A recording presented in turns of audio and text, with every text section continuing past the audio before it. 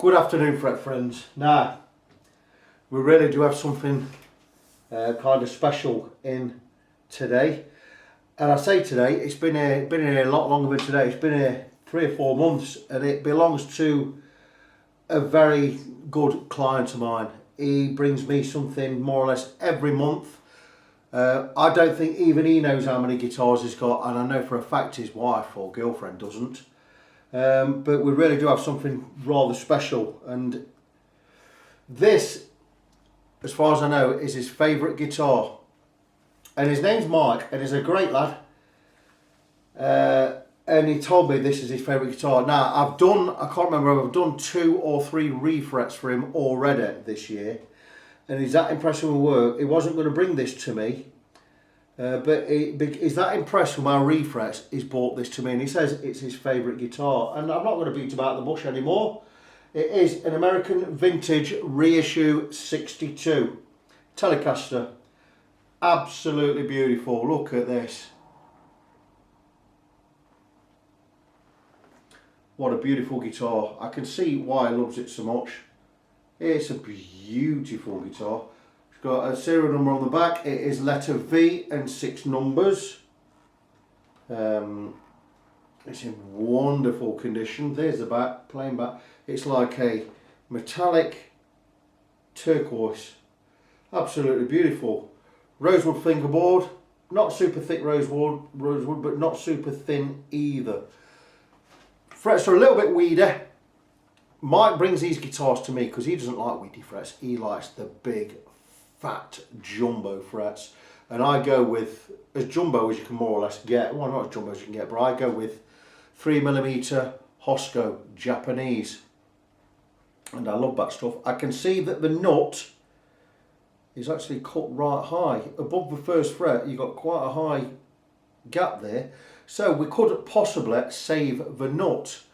For ease, or to make things a lot easier for me if I didn't have to remove that, but it looks like I will have to remove that nut and replace it. And it's stuck right and it's absolutely solid. We'll see where we go. If I can get away with leaving that in and manage to level the frets with that in, absolutely fine. Now, any problem we might have with even that that mint green scratch plate is beautiful. May look white in the light. It's not white, it's pea green or mint green. The neck is lacquered, so I may struggle getting these out clean without chipping. I've just had to do one of these. I've had to take it back and get it sprayed, but Mike says don't worry if it chips, he'll spray it back himself. So it's going to be, should be pretty straightforward. I'm going to plug it in and play it before I do out. That's what I'm going to do. Just begin to lose the light here now. It's getting a little bit dark, so I really need to crack on. It's gone for the double-barreled saddles there, which are fine. I prefer the 6 individual because it's easier to intonate, but we can work around that, no problem. It comes in a tweed case, but it's not a tweed type case. It's this type of case, similar to tweed, but it's got like a leather bobbled effect. Great case. All of the case candor is in there. There's a spare bridge, spare saddles, and what have you. I don't know what else is there, I can't remember. And there's also a set of strings, but we're going to go, like I say, we're going to go with the big fat frets. If you just bear with me a second. Go into the fret drawer. Here you go. And this is a fret wire we go with, and you'll see here, I buy this in bulk, and I've got 3 lots of fret wire there. I get this from Guitars and Woods G&W in Portugal. I've got 3 lots there for 3 guitars, all for Mike. So when this one's done, as he comes to fetch this, he'll bring another one in and we'll crack on with the next one. So I've finally cleared a window now where I can give this the attention and the care it deserves. Not that the others don't, because the others obviously do as well. But when it comes to Mike's, I like to set time aside for these. And I like to do these, I like this to be the only job I'm actually doing. Because, like I say, every time he's took a guitar back from me, that guitar's become his favourite, so he's actually bought his favourite. So I want to do this justice and do it right. So like I say, I'm now going to crack on. I'm going to have a little play, plug it in, have a little play, and then I'm going to remove the strings. I'm going to remove the neck. and we're going to do this. I'm going to remove the tuners off the neck, and I'm going to remove the neck. I'm going to do my best to remove that nut. I mean, end of the day, I think I'm just going to remove that nut. I've got some bone nuts in stock in the drawer there, so I'm going to remove a nut or replace the nut as well. Makes it a lot easier. Then we're going to get some heat on the frets. We're going to get the frets removed. Hopefully I'll get that all done tonight, and we can look at doing the refret tomorrow. So stay tuned. It's going to be an interesting one, this one. It's going to be beautiful when it's done. What a lovely, lovely guitar. So stay tuned, come back soon. I'll be back with an update soon. So here we are, all ready to remove the frets. Remove the neck from the guitar. It's got a date on the back there, June the 28th, 2002 on there. It's also got a sticker which is half stuck to the neck and half stuck to the recess or the neck pocket on the guitar. Thought we had a disaster. I couldn't get the neck out. I had to get a bit of a tug. There was a bit of paint stuck on that side there, so the neck has never been off. Just want to highlight on this guitar that there is some nicks in the fingerboard, one especially on the 12th fret there. There's a little nick down there, because sometimes you get nicks and scratches with the file when you're putting, or when you're prepping the fingerboard. So I just want to show you there's a couple on there anyway already. Won't be bothered anyway, but I'm going to keep this clean. I'm going to make sure I get no nicks or marks on this fingerboard. I've decided to, I tried to cut the nut out and scored along the edge here with a knife, with a Stanley blade, to try and get it removed. And I remembered last time I removed one of these, it smashed all this end up. I'm not going to remove a nut because it's so well glued in and it's sprayed in the lacquers all over it. If I remove that, I'm going to smash all this end up here. I ain't going to do that, so I'm leaving that on. So when it comes to leveling these frets, I'm going to have to be very, very careful when I get to the nut end. What I'll do is I'll make sure this one goes in absolutely straight and absolutely level, and I'll just level up to that one, and I'll just do this one by hand. Then when I come across with a beam, I'm not going to hit the nut. Another way I could do the nut, I could pagger it by cutting right down the centre of the nut with a what do you call them, little hacksaw blade. I'll just use a little hacksaw. That's what I did on my last one. And when that's done, you just crush it in and it caves in on the inside. That is always an option if I need to do that. But what I'm going to do now is I'm going to remove the frets. And I have my trusty 40-watt soldering iron with adapted bit. See, that's adapted, that's got a groove in it, and that fits right over the fret. So we're going to get some heat in there and melt the glue under the fret, and then we're going to lift them out using fret pullers, which I had. It's a tool, it's a plier, but it's ground flat on the end, so we can get right in under the frets and pull them out. Nice and simple. I'm also going to use these Stumac fret sliders. These sliders, you lift one fret, one edge, you can slide these under and it reduces chipping. It's a fret chip stopper. I'm going to show how I do that, and I'm going to I've got two of these. I've got one really thin one, 0.01 of an inch, and I've got a 0.02 of an inch. I'm going to turn the camera on the neck itself. I've got the soldering iron really hot. I'm going to turn the camera and I'm going to face it at the job. There you go. I'm not going to turn the, I'm not going to move the camera anywhere else. I'm just going to fix it there, and that's it. I'm going to just choose one in the middle, one that suits the camera. So I'm going to zoom in and try and get the whole of. There you go. Get it nice and straight in there. Try and get the whole of a fingerboard in there, and that looks pretty good to me. You know, I said I wasn't going to move the camera. I am going to move it just slightly. There you go. How's that? That's a little bit better, isn't it? And then I can have this closer to me. There you go. I can work with that. Can you work with that, everyone? In fact, I'm going to turn it this way.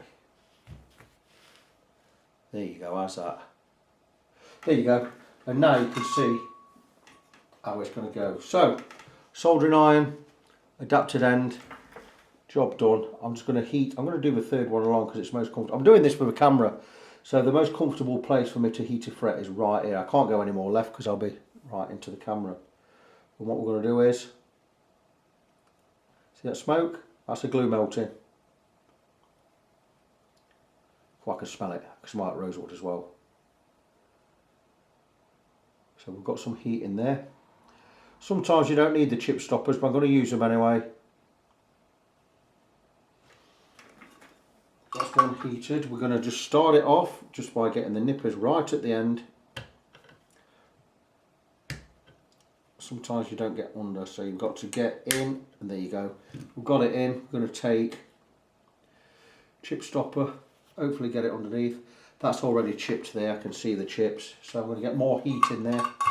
Don't want any chipping because most of your time then goes into repairing chips, and I don't want to be repairing that many chips.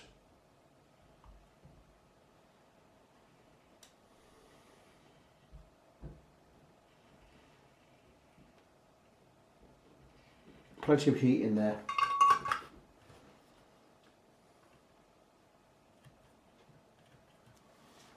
There you go, chip stopper. We'll slide as with pull.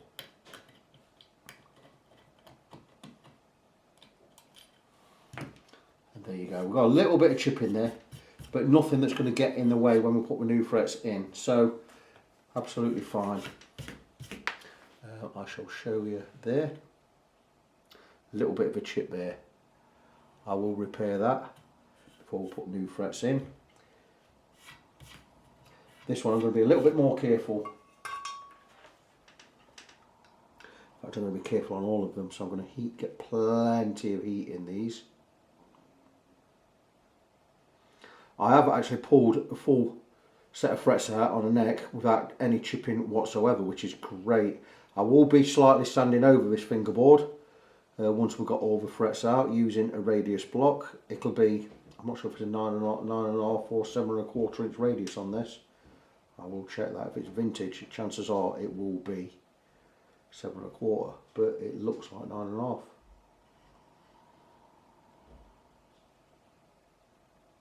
Wow, that seems hot enough.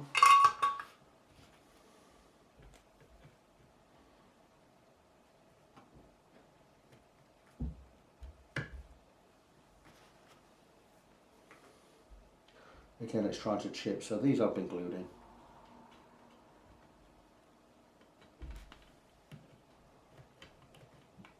There's a big chip there, I've just seen it come out. Don't want any chipping, thank you.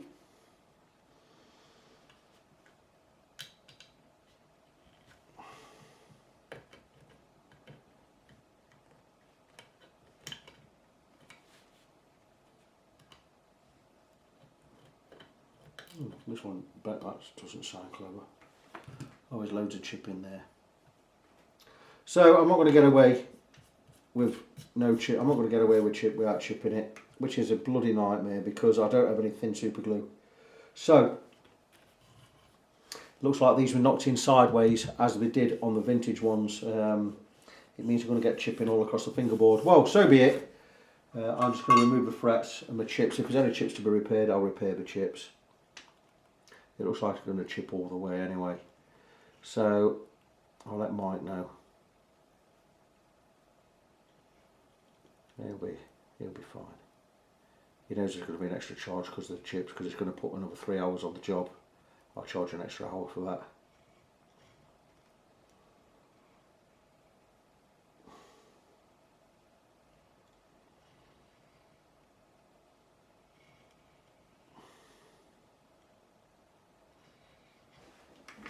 Smell that rosewood, get rid of that one, I'm not going to use that one. And these normally chip at the far end, at the body end, more than we do at the neck end, so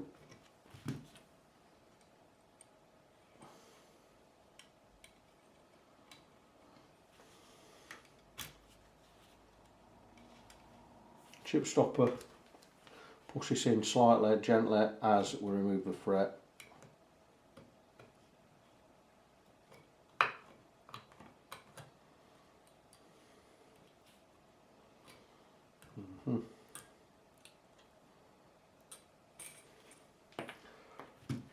Okay, that one's come out okay. A little bit of a chip there. Try to chip at this end. Yeah, it's chipped all at this end. So we're going to get chipping all over the fingerboard. Now, the good thing about it is we're going in with 3mm frets, so we may be able to cover most of that. with the fret. Let's hope so. Yeah, it's all going to be covered. So that's it. I'm going to crack on with this. I'm not going to be able to avoid the chipping. So be it. So I'm going to crack on, get all these frets out. Once the frets are out, I will get on with repairing the bad chips tomorrow, and hopefully by the end of tomorrow we'll have all the frets in. So come back for that. I'll see you soon. So it's turned out to be a bit of a nightmare, this one, because the chipping is horrendous, and I've realised why we're getting so much chipping. Like all vintage Fenders, the frets have been knocked in sideways, and I'm pulling them out upwards. So every time I pull them out, the tang is ripping wood with it, and I can't avoid it. And the chipping is really quite horrendous. I mean, look at this one. See if we can get a light on there. Can you see that? It's terrible. So what I'm going to have to do is, once this is done, I'm going to have to re-radius the whole fingerboard and get it as flat as possible and as much of that chipping away as possible. But I don't want to remove too much height because it's going to alter the way the neck plays. So I'm going to fill in, and look here at these ones at the end as well. The chipping is horrendous and I can't avoid it. So what I've decided to do is, in future, and I've just talked to Mike and I said, look, I'm going to charge you what we quoted for this one. But in future, when I do a vintage Fender, it's normally £150 for a refret, and then we take it from there. It goes up if you've got binding or whatever. I'm not doing vintage Fenders anymore. Well, I am, but I'm doing them. The start price is £200. And if it has an ebony board, it's £225, and so on and so forth. Because that's going to take me 3 hours to fill all those chips in. So I'm going to charge 2 hours extra on top of the 150. In fact, I'm going to charge 2 reduced hours, which is £25 an hour rather than 30. And there's no way around it. It's going to take me a lot of work now to get this done. I thought this was going to be quite a relatively straightforward one, but it's not. So I've got to fix all these chips. I mean, this one is just appalling. And they always seem to get worse the closer you get to the body. So I'm not looking forward to this end here. So I'm going to take, when it comes to sanding, I'm going to sand 0.5 mm off the top of this. I'm going to have to remove a nut, got no choice. I'm going to cut the nut down the centre and I'm going to collapse it in on itself. I'm going to cut that out, and I'm going to re-radius the whole fingerboard, removing as little material as possible, but I expect it to be about 0.5 mm. That way we're going to get a nice clean finish. It means the slots, all the chipping will be gone. Might even need to take that much off, but I really have no choice here, or it's going to be a 4 or 5 hour job filling every individual little crack, and that is, you know, it's going to take me too long. So that's where I am with that. I'm going to remove the rest of the frets and I'm going to call it a day for this. I will get the guitar, come back tomorrow, get the guitar clamped up. We will go and then re-radius the whole fingerboard. It's a 7¼ inch radius like all the Fender vintage ones are. And that's what we're going to do. So, see you soon. And here we are, and we've got all the frets out, and surprisingly, the body end, they came out pretty well. But rest of it, a bit of a nightmare really.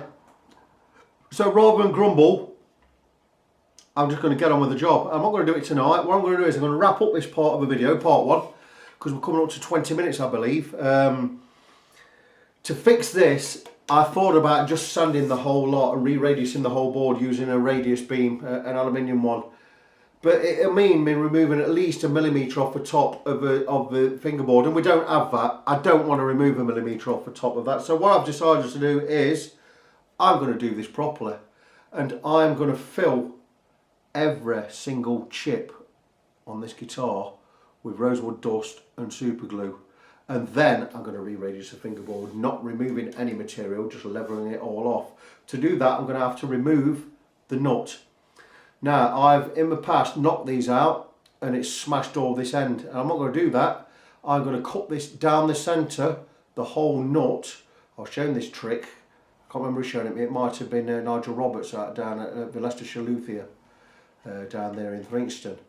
Just cut straight, oh, it could have been Clive Eastwood at Beaver Guitars, but anyway I'm going to cut right down the centre and I'm going to crush it in on itself, clean that up. But rather, like I say, rather than radius that and remove material. We don't have a lot of material there, and I don't want to compromise the strength of the fingerboard. It's a very well made neck anyway, but what I'm going to do is I'm going to fill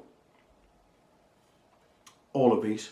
I'm going to fill every chip out, every piece of chip out we've got. I'm going to fill them all. Once it's done, then I'll re-radius the board, removing hardly any material at all, and I shall recut all of the fret slots. So that is going to come in part 2. I'm going to wrap up this video for now. In fact, I'm going to wrap up working today. I'm going to turn off that light. I'm going to wrap this video up. I'm not going to show cutting the nut off. I'm going to get the nut cut off, and I'm going to start filling in part 2. So the light's gone off. It is round about, I don't know what time it is. It's 18:40 hours, so it's 20 to 7 at night. I am going to scrub myself, have a bit of a wash, and I'm going up to Wetherspoons for curry night, and I'm going to get myself a nice Balti or something up there. So that's me knocked off for today. This is end of part 1 on this video. What a cracking guitar it is. I know it's going to be a lot more work on the neck. I ain't going to charge Mike anymore. I quoted him a price, I'm going to leave it there, but for the future, when it comes to doing vintage Fenders where the frets have to knock out sideways, I'm adding £50 onto my price. So instead of getting a refret for 150 quid, I'm going to start at £200 plus price of a fret wire, price of a nut, price of the strings. I will not be doing any vintage Fenders for less than £200 in the future, because there's another 3 hours, 4 hours on top of this, which is 100 quid to me. So that's it. So this is end of part 1. I'm looking forward to doing this. I'm looking forward to the results. I know it's going to give me an extra half a day to work, a bit of a pain in the butt, but why complain about half a day? You know, I'm blessed. I'm so blessed in my life. Praise the Lord. My hobby is, you know, it's my job. So that's it. So this is end of part 1. Vintage reissue Fender Telecaster 62. Come back for part 2. I'll see you then.